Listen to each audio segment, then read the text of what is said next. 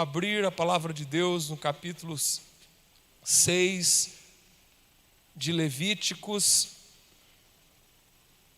Capítulo 6 de Levíticos, do 8 ao 13. Amém? Glória a Deus. Que coisa boa é já estar sentindo a presença do Senhor Jesus.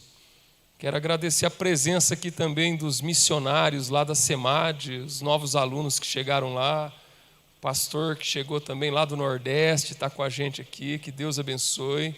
A presença de vocês nos honra por demais. E disse o Senhor a Moisés: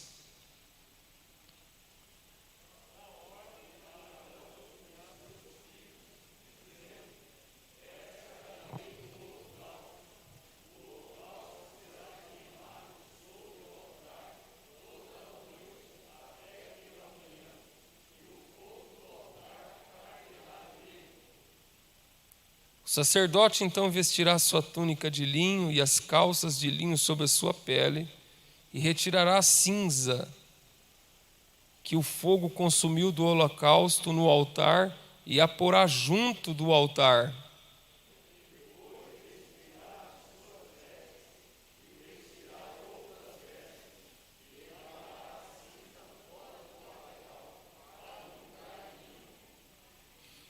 O fogo sempre se conservará aceso sobre o altar, não se apagará.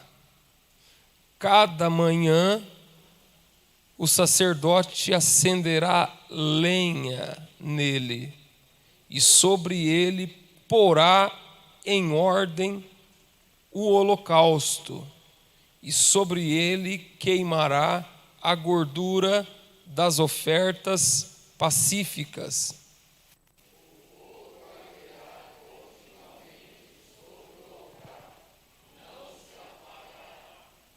Amém. Glória a Deus. Irmãos, pode tomar assento. Glória a Deus. Hoje nós estamos aqui na presença do Senhor. Uma presença viva, uma presença santa, uma presença sempre extraordinária. A presença de Deus é sempre extraordinária. Sentir a presença de Deus, cada vez que você sente a presença de Deus, é como se fosse a primeira vez. Cada vez que você sente o toque do Espírito Santo, é como se fosse sempre a primeira vez. Essa novidade, esse frescor, essa grandeza maravilhosa da presença de Deus é o que anela a nossa alma, as nossas faculdades, os nossos sentimentos, as nossas emoções. Elas aspiram, desejam, ela clama por sentir a presença de Deus. E é justamente isso que nos atrai a sua presença. É justamente isso que faz com que a gente saia da nossa casa e venha aqui no culto adorar o nome do Senhor. O livro de Levíticos é um livro que se configura como um tipo, uma espécie de manual. É um manual de procedimentos, de instruções para o ofício do sacerdote. Porque o sacerdote deveria oferecer, o sacerdote deveria oficiar, o sacerdote deveria representar de acordo com o preceito divino, de acordo, em conformidade com a lei de Deus. É esta o que permeia, o que tangencia o livro de Levítico do começo ao fim. É esse modus operandi que o sacerdote deve se acautelar, deve se apropriar para poder servir na presença de Deus. E esse é o princípio que norteia e que aplica para os crentes do Novo Testamento. Porque aqui, quando se refere ao sacerdócio, trata-se, logicamente, evidentemente, do sacerdócio levítico, que é levantado da tribo de Levi. Todavia, nós somos sacerdotes segundo a linhagem de Melquisedeque, segundo a linhagem do próprio Cristo, porque a Bíblia nos diz que ele, por seu sangue, nos fez reis e sacerdotes. A Bíblia diz que nós somos uma nação santa e também um sacerdócio real. Ou seja, a função sacerdotal, um dos princípios da reforma protestante é o sacerdócio de todos os santos, ou o sacerdócio de todos os crentes. Então, se nós, à luz da revelação neotestamentária, somos sacerdotes, como então deveremos comparecer diante de Deus? Como então deveremos oficiar, cultuar a Deus na presença do Senhor? Como é que devemos fazer? Como que deve ser nosso procedimento? Como deve ser nossa atitude? Como que deve ser o nosso comportamento? Como que deve ser o nosso envolvimento, o nosso comprometimento? Então é nas páginas do livro de Levítico, porque o Deus é o mesmo. E o livro de Levítico define a santidade de Deus. E é sempre com as vistas, é sempre com foco na santidade de Deus que o preceito é colocado. Ou seja, eu sempre preciso ter em pauta, eu sempre preciso ter em consciência, alto nível de consciência, de que eu estou na presença de um Deus santo. E estando na presença de um Deus santo, requer, sobretudo, santidade.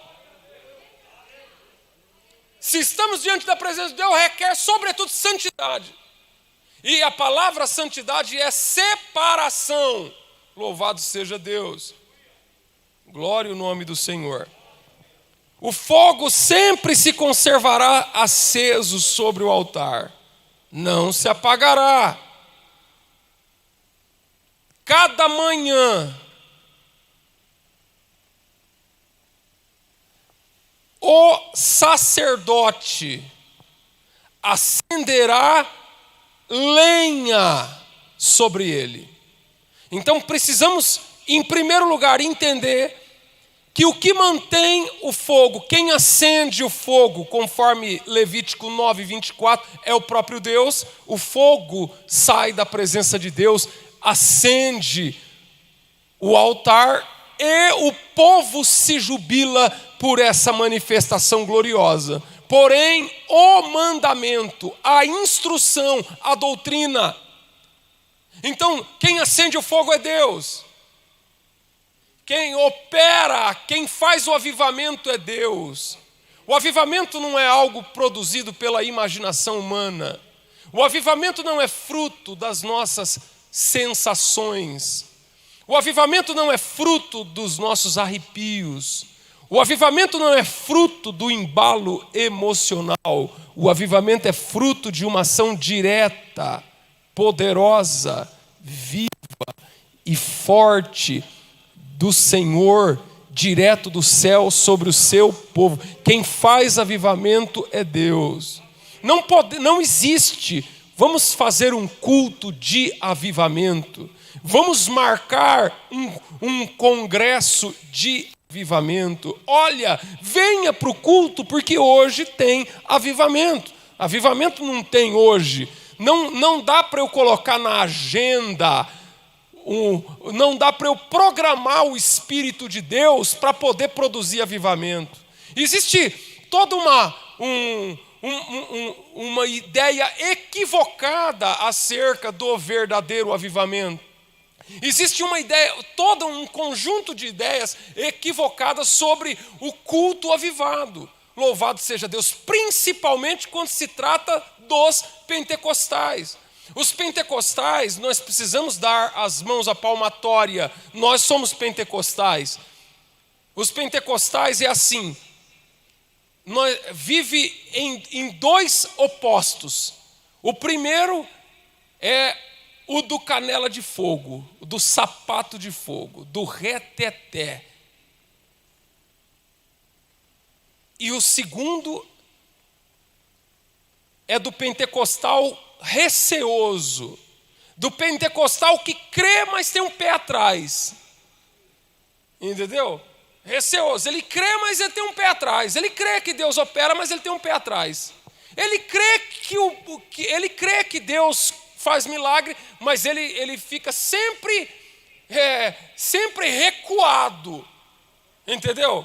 Então tem os que se lançam sem doutrina, tem os que se lançam, os pentecostais desgovernados, eles não têm norma, eles não têm doutrina, eles não têm ensino, eles se entregam totalmente no embalo das coisas e não se parametrizam com a doutrina bíblica, com a palavra de Deus. Se você falar, mas peraí, isso que você está dizendo, isso que você está fazendo, isso que você está dizendo que crê, e isso está na Bíblia, ele fica até bravo se você for querer chamar ele na Escritura.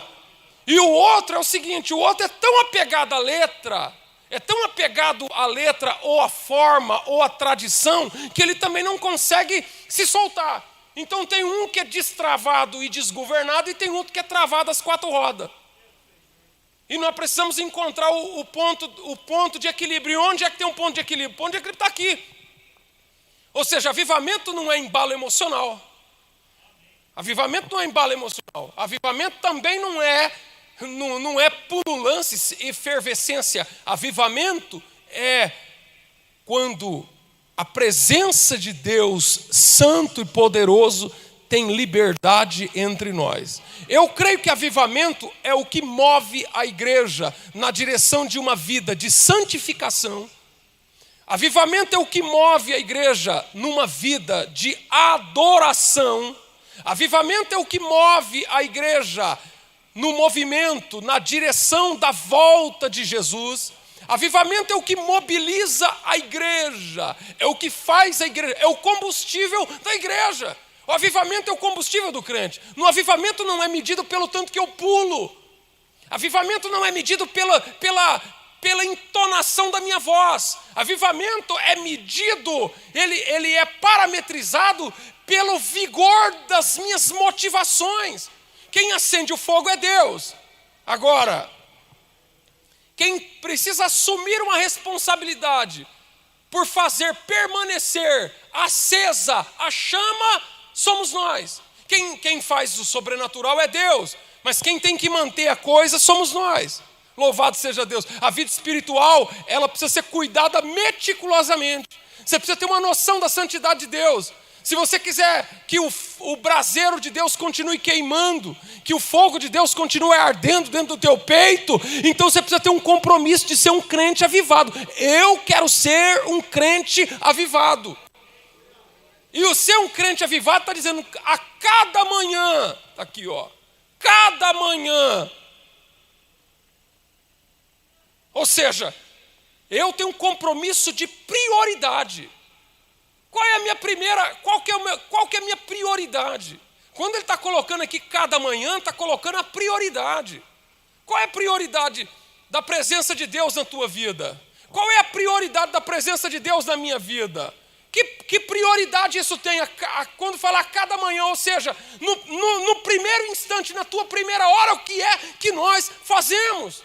Como é que nós lidamos com a presença de Deus? Como é que nós cultivamos as coisas de Deus? Como é que está a tua vida de comunhão, de devoção, de adoração ao Senhor?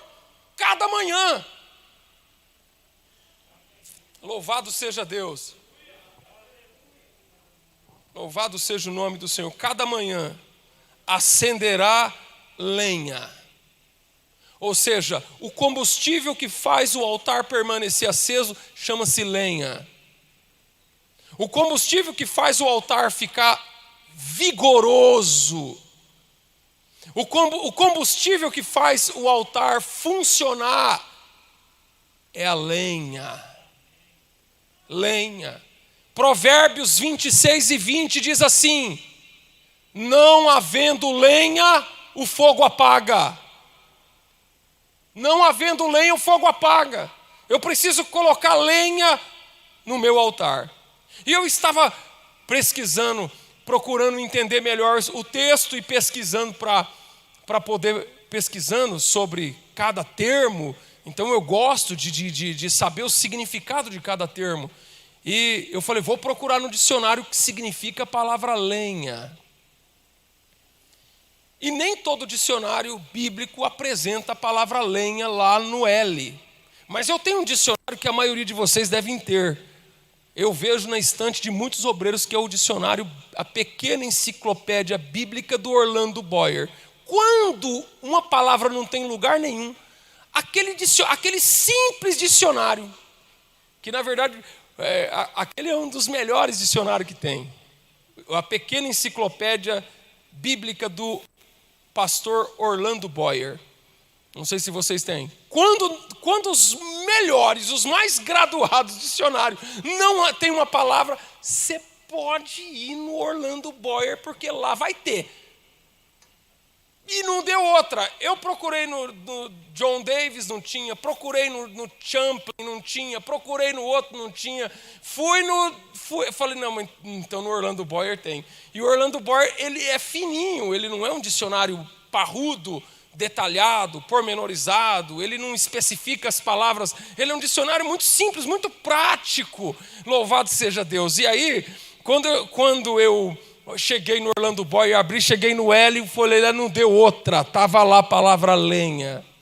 Mas a definição da palavra lenha que está no Orlando Boyer, vocês quem tem Orlando Boyer, se quiser pode até ver em casa quando chegar lá. Está escrito assim, lenha, : madeira para queimar.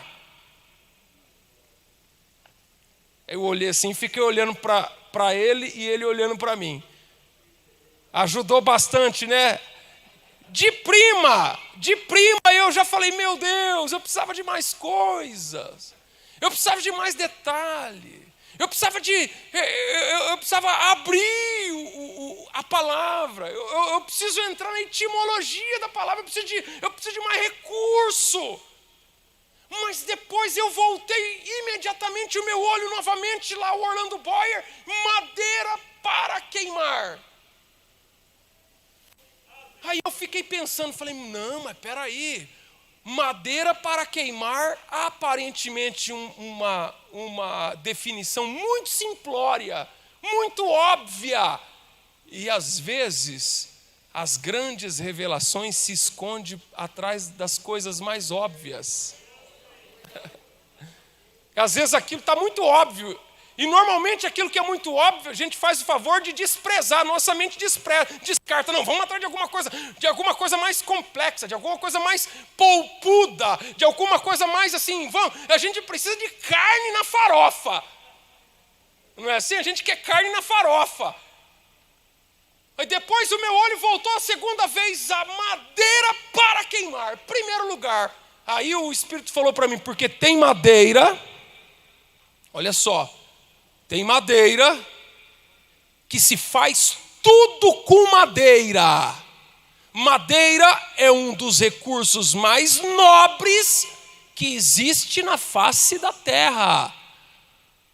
Madeira é um dos recursos mais nobres que existe na face da terra. E madeira é um recurso não renovável.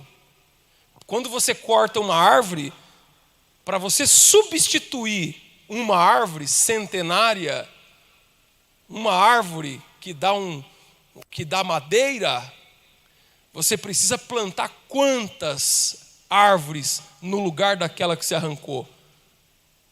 Para cada uma que se arranca, você tem que plantar 10 no lugar.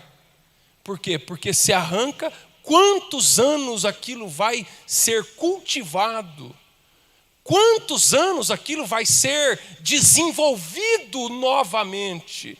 Então, quando você arranca, quando você tira, quando você derruba a árvore, você vai derrubar uma árvore para arrancar lenha, para arrancar lenha ou para utilizar o recurso, você faz móveis, você faz cadeira, você faz cama, você faz mesa, você faz, tudo se faz com a madeira.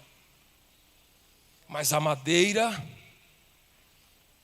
do altar é a madeira reservada, separada para queimar. Louvado seja Deus. Madeira é um dos combustíveis mais caros que tem na face da terra. Madeira é caro, combustível caro, combustível não renovável. Louvado seja Deus. Madeira para queimar. Tem madeira, se lenha é a madeira, uma vez classificada como lenha, ela vai ser queimada, é para queimar. Significa que tem madeira que não é para queima. Você faz outras coisas, outros objetos, outras finalidades, outras atividades. Mas a lenha é a madeira que tem uma finalidade exclusiva. Uma madeira, uma tora arrancada de uma árvore de lei, ela pode se transformar em 1001 coisa. E normalmente, por exemplo, o grande detalhe da madeira, se não for atacada por cupim, ela tem alta durabilidade. Um objeto de madeira desse, ele pode durar séculos a fio intacta. Se você conseguir preservar as condições, ela se preserva. Mas depois que ela vira lenha, o caminho dela é se desintegrar no fogo do altar. Então, quando você faz uma mesa, quanto tempo dura uma mesa? Quanto tempo dura uma mobília de madeira dessa? Mas quando você define que isso aqui vai ser lenha, você está definindo uma finalidade exclusiva. Não serve mais para outra coisa, senão para o fogo. Louvado seja Deus. Isso significa que para nós, meus irmãos, a nossa vida espiritual ou vai servir para outras tantas coisas, ou nós vamos destinar lenha para o altar. Lenha para o altar é o preço que eu estou disposto a pagar, é o que eu estou disposto a consumir, eu estou disposto a entregar, é o que eu estou disposto a destinar de maneira exclusiva para que o meu altar funcione, para que o meu altar fique vivo, para que o meu altar esteja em brasa, para que o meu altar esteja poderoso na presença de Deus. Parece simples, parece corriqueiro, parece óbvio demais que madeira para queimar. Louvado seja o nome do Senhor. Eu quero perguntar, irmão, porque lenha para queimar é energia que eu disponibilizo para o altar. Então, de tudo que eu faço com a madeira, eu separo a lenha. Ou seja, o que é que está separado para queimar no meu altar? Interessante que o único combustível que podia ir para o altar era a lenha. Não podia colocar outro. Não podia ter outro de outra natureza. Tinha que ser aquele e ponto final.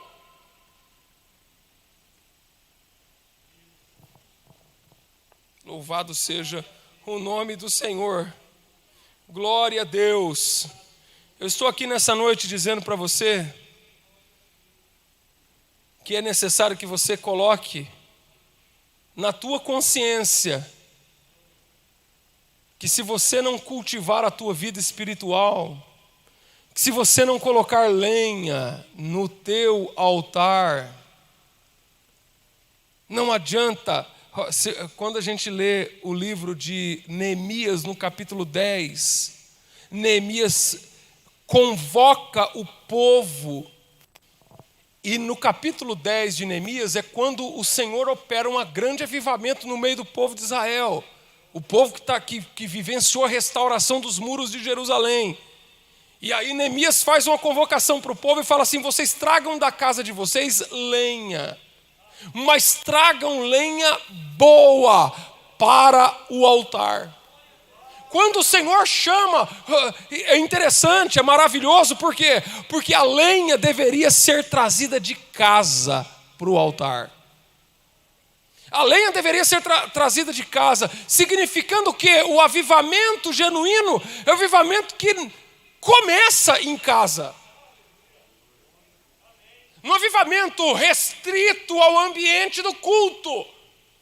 O avivamento aqui de dentro do templo. O avivamento litúrgico. O avivamento aqui o avivamento ele começa em casa. A lenha é trazida de casa. Ou seja, a lenha é responsabilidade minha.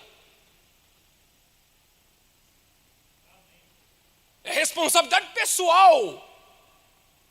Nós temos a mania de terceirizar as nossas responsabilidades, de transferir culpa,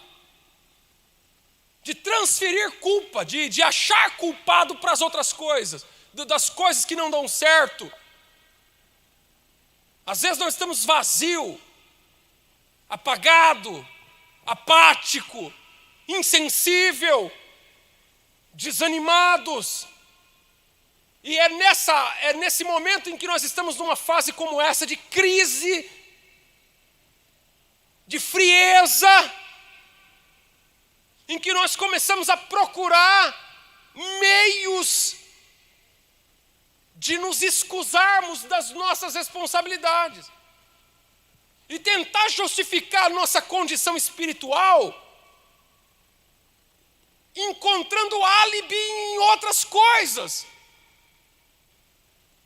Eu preciso que você nessa noite entenda que a lenha é uma responsabilidade pessoal, intransferível, inalienável.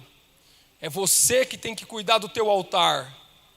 Você pode arrumar desculpa. Sabe o que é, pastor? Que a igreja está fria, é que isso, é que aquilo, é que o pastor, é que o grupo, é que Existem muitas desculpas que você pode arrumar, mas nessa noite eu estou te dizendo que é responsabilidade tua na presença de Deus. Glória a Deus. A lenha antes de ir para o altar, ela precisa passar por um processo de secagem, precisa ser desidratada. E para ir para um lugar de secagem, ela precisa ser armazenada num lugar onde ela possa processar essa secagem. Porque a lenha verde, quando entra em contato com o fogo, ela resiste à ação do fogo. Ela é refratária ao fogo. E ela reage contra o fogo. Reage contra o fogo. Tem pessoas que se acumulam de tantas coisas que quando o fogo de Deus manifesta, ele tem uma reação contrária ao fogo de Deus. E é um dos perigos colocar lenha verde no altar. Primeiro, porque a lenha verde, ela produz uma fumaça tóxica, perigosa. Quem cuida de chaminé, de lareira, aconselha a jamais usar a madeira verde, porque cria-se uma crosta na chaminé e aquilo se torna explosivo, perigoso, porque a lenha tem que ser seca. É quando nós nos esvaziamos de nós mesmos. Eu quero a presença de Deus na minha vida,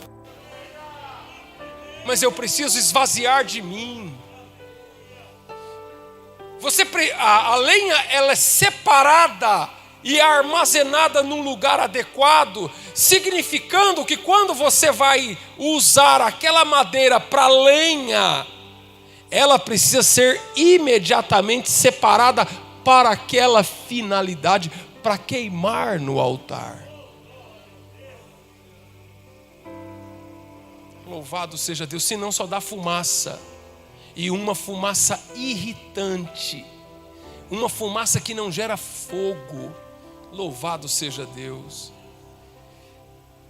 Quanto melhor a lenha, mais difícil é de pegar o fogo. Quanto melhor a qualidade da lenha, mais difícil é pegar o fogo. Sabe por quê? Que quanto mais criterioso é o crente, ele também não aceita qualquer coisa. Ele também não se convence por qualquer coisa. Mas quanto melhor a lenha, mais difícil é de pegar o fogo, porque o crente criterioso na palavra, ele não aceita qualquer palavrório por aí. Ele não se deixa convencer por qualquer argumentação vazia, extra bíblica. Mas tem o seguinte: depois que pega fogo, quase impossível de apagar. Demora para pegar, mas depois que pega, louvado seja o nome de Jesus. As madeiras de baixa qualidade, que são as madeiras de baixa densidade, pega fogo rapidinho. É a que mais faz barulho, mas é a que apaga mais fácil também. Apaga mais fácil. Louvado seja Deus. Quem é que está escalado para louvar Deus? O Henrique. Então vem, Henrique. Cadê o Henrique? Está ali? Isso. Enquanto o Henrique louva a Deus, nós vamos contribuir com a obra missionária, tá bom? Louvado seja o nome de Jesus. Cumprimento a igreja com a paz do Senhor. Vamos adorar a Deus com esse louvor.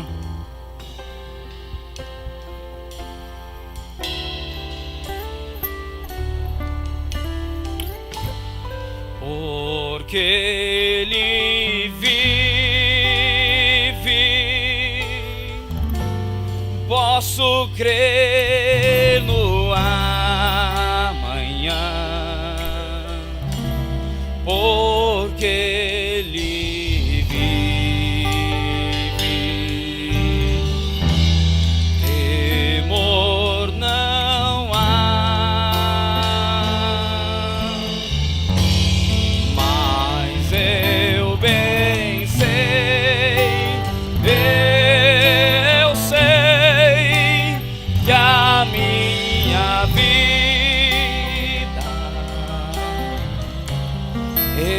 está nas mãos do meu Jesus, que vive está. Adore ao Senhor. Enviou seu Filho amado pra me doar.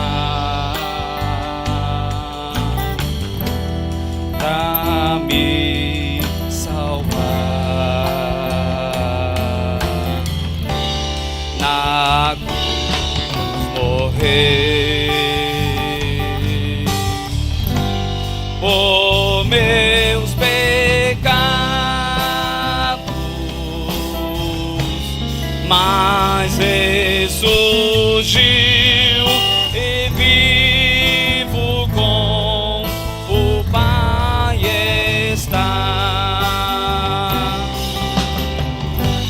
Porque Ele vive, posso crer no amanhã, porque Ele vive. Temor não há, mas eu sei que a minha vida está nas mãos de meu Jesus, que vive está. E quando enfim chegar a hora em que a morte enfrentarei, sem medo então, sem medo então, terei vitória,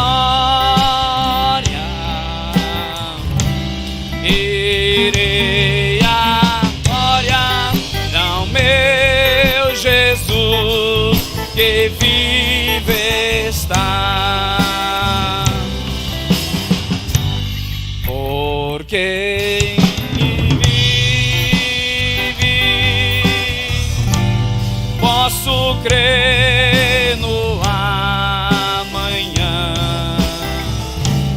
porque Ele vive. Temor não há, mas eu sei que a minha vida está nas mãos de meu Jesus, que vive está.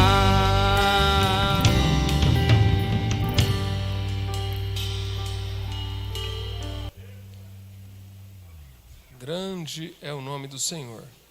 Amanhã, a partir das 7h30 da manhã, nós temos aí a oração, o culto de oração das irmãs do círculo de oração. É importante nós estarmos aqui diante da presença do Senhor. Querido Deus, em Tua presença nós agradecemos e louvamos, porque o Senhor é um Deus maravilhoso, poderoso e eterno. Que o Senhor continue dando vitória, renovando-nos, ó Deus, em Tua presença, fazendo em nós, ó Deus, o Teu querer, nos instruindo em justiça, Senhor, cumprindo na vida de cada um dos Teus servos o Teu grande propósito. E que o amor de Deus, a graça do Senhor Jesus e a comunhão do Espírito Santo sejam com todos hoje e sempre. Todos dizem amém.